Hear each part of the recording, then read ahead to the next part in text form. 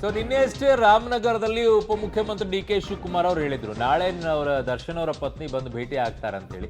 So ಅದೇ ರೀತಿ ಇವತ್ತು ಬೆಂಗಳೂರಿನ ಸದಾಶಿವನಗರದಲ್ಲಿರುವಂಥ ಡಿ ಕೆ ಶಿವಕುಮಾರ್ ಅವರ ನಿವಾಸಕ್ಕೆ ದರ್ಶನ್ ಅವರ ಪತ್ನಿ ವಿಜಯಲಕ್ಷ್ಮಿ ಅವರು, ಇನ್ನೊಂದು ಕಡೆಗೆ ಅವ್ರ ಜೊತೆಗೆ ಪ್ರೇಮ್ ಅವರು ಕೂಡ ಹೋಗಿದ್ದಾರೆ. ಸೊ ಅಲ್ಲಿ ಹೋಗಿ ಭೇಟಿ ಆಗ್ತಾ ಇದ್ರು. ಬೆಂಗಳೂರಿನಲ್ಲಿರುವಂಥ ಸದಾಶಿವನಗರದಲ್ಲಿರುವಂಥ ಡಿ ಕೆ ಶಿವಕುಮಾರ್ ಅವರ ನಿವಾಸ ಏನಿದೆ ಆ ನಿವಾಸಕ್ಕೆ ಈಗ ದರ್ಶನ್ ಅವರ ಪತ್ನಿ ವಿಜಯಲಕ್ಷ್ಮಿ ಅವರು ಭೇಟಿಯನ್ನು ಕೊಟ್ಟಿದ್ದಾರೆ. ಅವರಿಗೆ ದರ್ಶನ್ ಅವರ ಸಹೋದರ ದಿನಕರ್ ಮತ್ತು ಪ್ರೇಮ್ ಅವರು, ನಟ ಮತ್ತು ನಿರ್ದೇಶಕ ನಿರ್ಮಾಪಕ ಪ್ರೇಮ್ ಅವರು ಕೂಡ ಈಗ ಭೇಟಿಯನ್ನು ಕೊಟ್ಟಿದ್ದಾರೆ.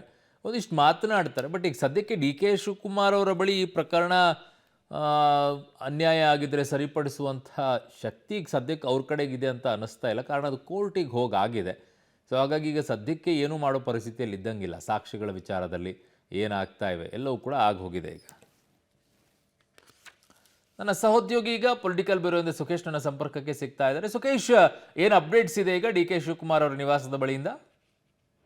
ಅರುಣ್, ಪ್ರಮುಖವಾಗಿ ನಟ ದರ್ಶನ್ ಅವರ ಪತ್ನಿ ವಿಜಯಲಕ್ಷ್ಮಿ ಮತ್ತು ಸಹೋದರ ದಿನಕರ್ ತೂಗುದೀಪ ಹಾಗೂ ಚಿತ್ರ ನಿರ್ದೇಶಕ ಆಗಿರುವಂತಹ ಪ್ರೇಮ್, ಈ ಮೂವರು ಈಗ ಉಪಮುಖ್ಯಮಂತ್ರಿಗಳು ಡಿ ಕೆ ಶಿವಕುಮಾರ್ ಭೇಟಿಗೆ ಅವರ ನಿವಾಸಕ್ಕೆ ಆಗಮಿಸಿರುವುದು ಸದಾಶಿವನಗರ ನಿವಾಸದಲ್ಲಿ ಭೇಟಿ ಮಾಡಿ ಮಾತುಕತೆಗೆ ಮುಂದಾಗಿದ್ದಾರೆ. ಆದ್ರೆ ನಿನ್ನೆ ರಾಮನಗರದಲ್ಲಿ ನಡೆದಂತ ಕರಗೋತ್ಸವದಲ್ಲಿ ಕೂಡ ಈ ಮಾತನ್ನ ಡಿಸಿಎಂ ಡಿ ಕೆ ಶಿವಕುಮಾರ್ ಅವರು ಹೇಳಿದ್ರು ಕೂಡ. ಅಂದ್ರೆ ದರ್ಶನ್ ಅವರ ಪತ್ನಿ ನನ್ನ ಭೇಟಿ ಆಗ್ಲಿಕ್ಕೆ ಬಯಸಿದ್ದಾರೆ ಮತ್ತೆ ಸಮಯವನ್ನು ಕೂಡ ಕೇಳಿದ್ದಾರೆ. ಹಾಗಾಗಿ ಅವ್ರನ್ನ ಭೇಟಿ ಮಾಡ್ತೀನಿ ಅನ್ನುವಂತ ಮಾತನ್ನ ನಿನ್ನೆ ರಾತ್ರಿ ರಾಮನಗರದಲ್ಲಿ ಅವ್ರು ಹೇಳ್ತಾರೆ.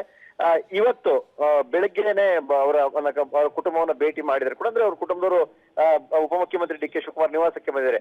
ಯಾವ ವಿಚಾರವನ್ನ ಮಾತಾಡ್ತಾ ಇದ್ದಾರೆ ಪ್ರಮುಖವಾಗಿ, ಅಥವಾ ಈ ಸಂದರ್ಭದಲ್ಲಿ ಉಪಮುಖ್ಯಮಂತ್ರಿ ಡಿ ಕೆ ಶಿವಕುಮಾರ್ ರಿಂದ ಯಾವ ರೀತಿ ನೆರವರಿಗೆ ಸಿಗಬಹುದು ಅಥವಾ ಏನನ್ನು ಅವರು ಕೇಳ್ತಾ ಇದ್ದಾರೆ ಅನ್ನುವಂಥದ್ದು ಈಗ ಸಾಕಷ್ಟು ಕುತೂಹಲ ಮೂಡಿಸ್ತಾ ಇರುವಂತದ್ದು. ಆದ್ರೆ ಕೆಲವೇ ನಿಮಿಷಗಳ ಮೊದಲು ಸದಾಶಿವನಗರದ ನಿವಾಸಕ್ಕೆ ದರ್ಶನ್ ಪತ್ನಿ, ಸಹೋದರ ಮತ್ತು ನಿರ್ದೇಶಕ ಪ್ರೇಮ್ ಬಂದು ಉಪಮುಖ್ಯಮಂತ್ರಿಗಳ ಜೊತೆ ಮಾತುಕತೆಯನ್ನು ನಡೆಸ್ತಾ ಇದ್ದಾರೆ. ಅರುಣ್, ಓಕೆ ಸುಖೇಶ್, ನಿಮ್ಮೆಲ್ಲ ಮಾಹಿತಿಗೆ ಧನ್ಯವಾದಗಳು.